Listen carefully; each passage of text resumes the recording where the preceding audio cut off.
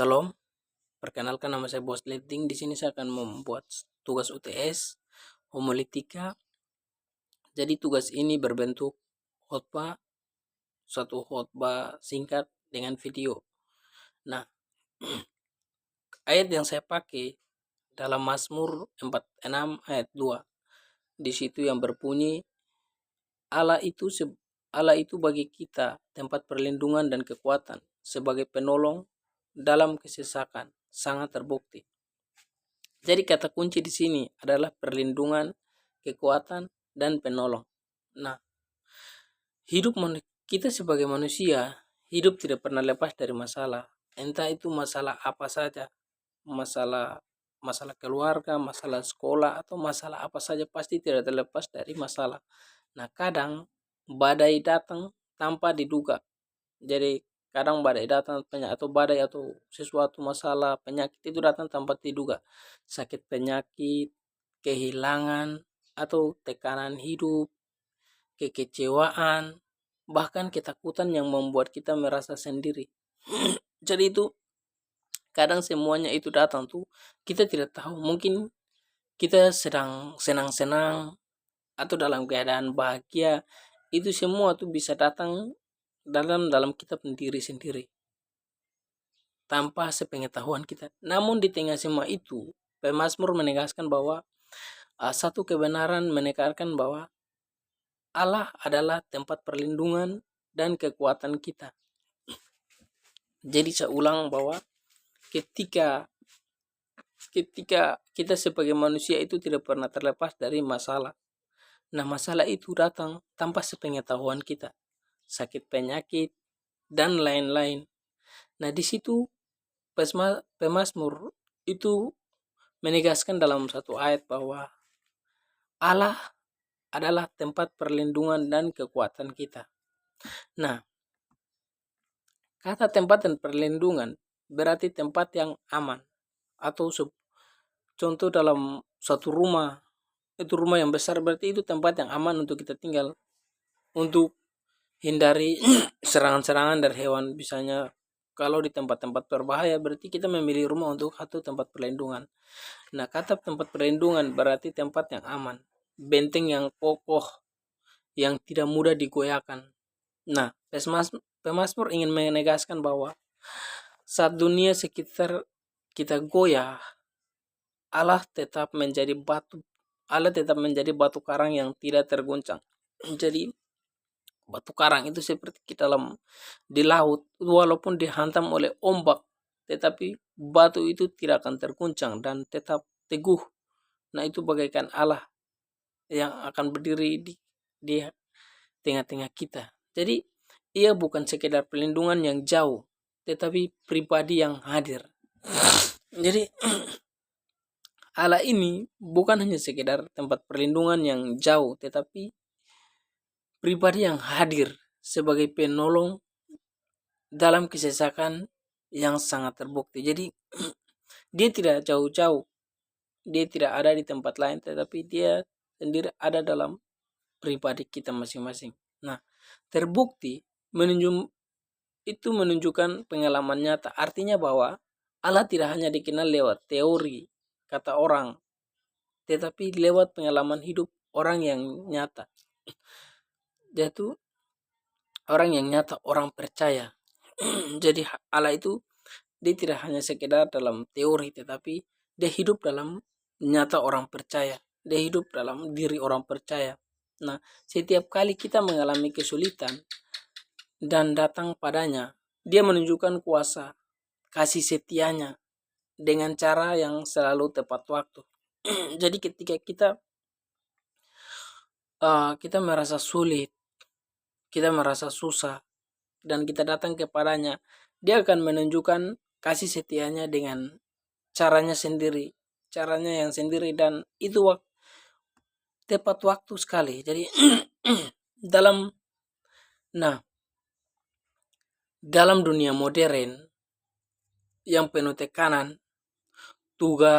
banyak tugas atau tuntutan, kecemasan, di mana lagi masa depan. Jadi kita sering mencari perlindungan di hal-hal duniawi, seperti misalnya kayak kita ada masalah, pasti kita mencari yang pertama tuh yang bisa menyelesaikan masalah cepat, yaitu mungkin kita sogok orang, sogok polisi, atau mungkin kita ke dukun.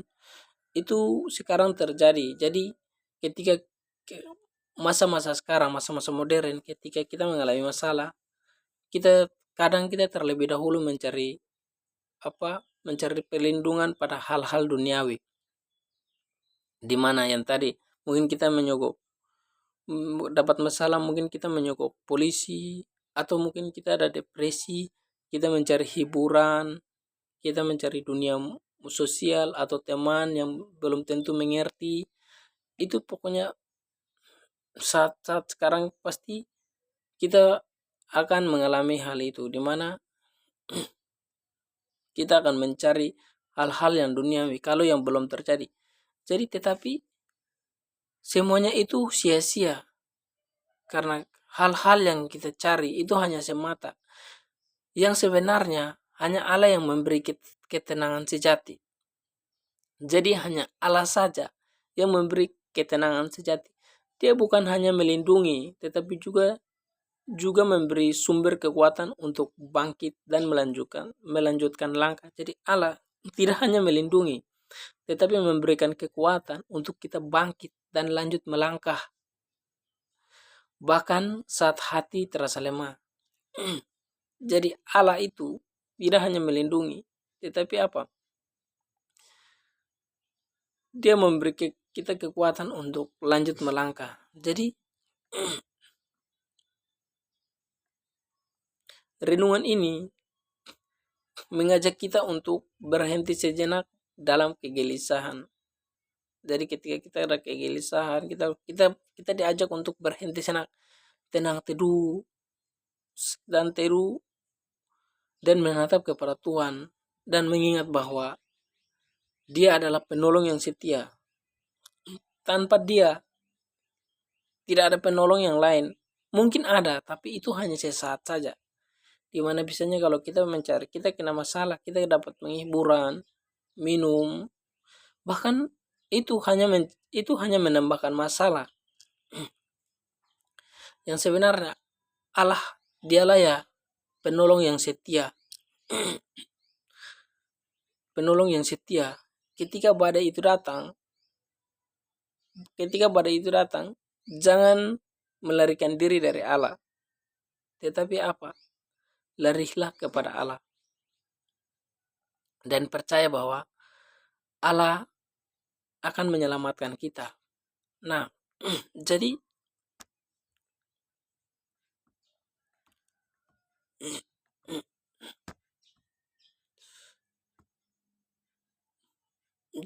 untuk anak-anak. Jadi renungan untuk anak muda.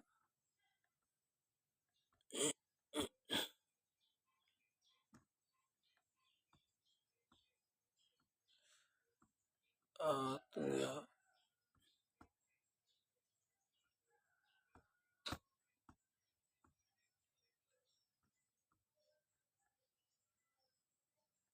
Jadi